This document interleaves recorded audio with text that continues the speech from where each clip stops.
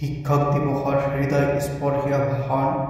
নমস্কাৰ সন্মানীয় আজিৰ সভাৰ সভাপতি মহোদয়, আমাৰ এইখন বিদ্যালয়ৰ অধ্যক্ষ মহোদয়, শিক্ষক শিক্ষয়িত্ৰীসকল, আজিৰ সভাত উপস্থিত অভিভাৱকসকল, লগতে সন্মুখত বহি থকা বন্ধু বান্ধৱী আৰু ভাইটি ভণ্টিসকল।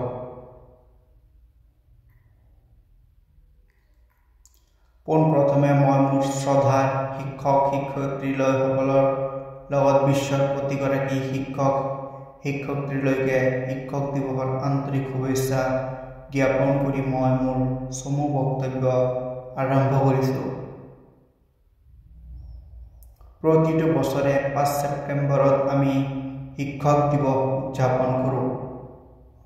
এই দিনটোত মহান দাৰ্শনিক, মহান শিক্ষাবিদ আৰু ভাৰতৰ প্ৰাক্তন ৰাষ্ট্ৰপতি ডক্টৰ সৰ্বপল্লী ৰাধাকৃষ্ণনৰ জন্মদিন উপলক্ষে পালন কৰা হয়।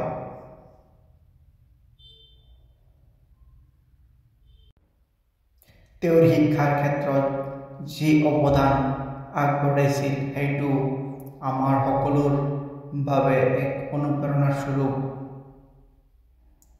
শিক্ষক মানে কেৱল পাঠশালাত পঢ়ুৱা মানুহ নহয়, শিক্ষক মানে হৈছে জীৱনৰ প্ৰতিটো দিশত আমাক সঠিক পথ প্ৰদৰ্শন কৰা পথ প্ৰদৰ্শক। জ্ঞানৰ পোহৰেৰে অন্ধকাৰত আঁতৰাই আমাক উন্নতিৰ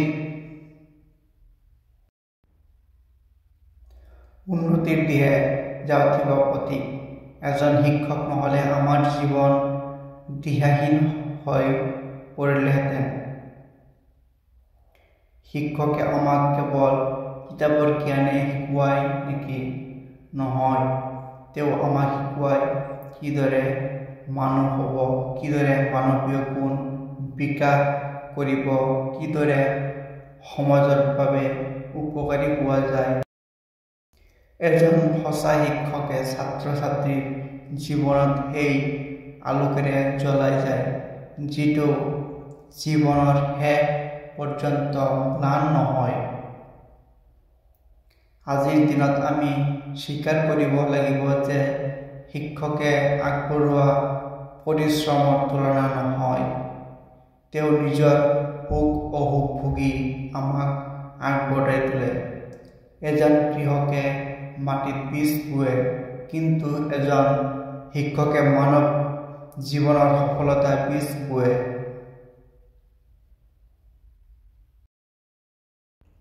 তেওঁলোকে আমাৰ বাবে আদৰ্শ, অনুপ্ৰেৰণা আৰু উৎসাহৰ প্ৰতীক। সেইকাৰণে শিক্ষক দিৱসত আমি শিক্ষকসকলৰ প্ৰতি শ্ৰদ্ধা, ভালপোৱা আৰু কৃতজ্ঞতা প্ৰকাশ কৰাটো আমাৰ কৰ্তব্য।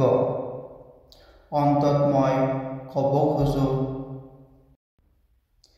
শিক্ষকবিহীন সমাজ অন্ধকাৰত আবদ্ধ, শিক্ষকৰ সৈতে সমাজ আলোকিত।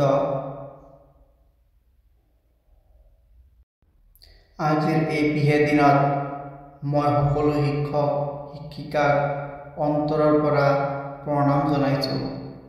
আপোনালোকে আমাৰ বাবে আগলৈও এইদৰে দিহা দেখুৱাই যোৱা। ধন্যবাদ।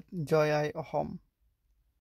ভিডিঅ'টি ভাল লাগিলে লাইক, কমেণ্ট এণ্ড ছাবস্ক্ৰাইব কৰিবলৈ নাপাহৰিব।